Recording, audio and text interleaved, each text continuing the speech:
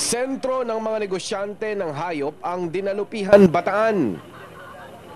Dito ang tinaguriang trading center at tagpuan ng mga buyer, seller at trader. Kaya sa tulong ng lokal na pamahalaan ng Dinalupihan ay binuo ang livestock auction and trading post. Binibigyan ng isang magandang proteksyon sa sektor ng agrikultura ang ating mga kababayan sapagkat ang Dinalupihan ay agriculture municipality. Magkakasama ang nagbebenta, merong market at merong timbangan kung gusto nilang timbangan, no? Kaya malaking kadagdagang tulong dito sa hindi lamang sa Dinalupihan kundi sa mga magsasaka ng Bataan at Zambales at Western Pampanga. Dito sa livestock auction ay nakakasigurong dekalidad ang mga binibenta. Ito rin ang paraan para mapababa ang presyo ng mga poultry and farm livestocks.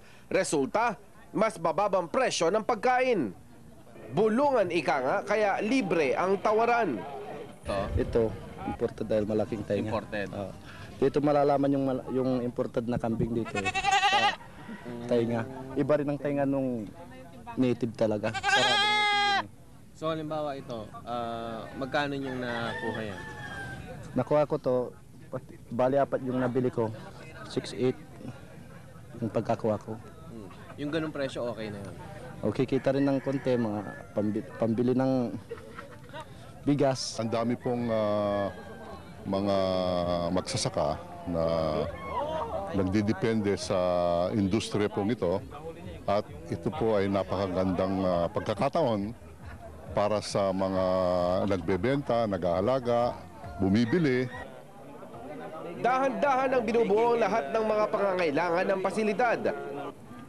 Pero sa ngayon, tuloy ang daloy ng komersyo. Maya-maya lamang ay magtatawaran na ang mga buyer at ganun din ang mga seller sa apat na kalabaw na ito.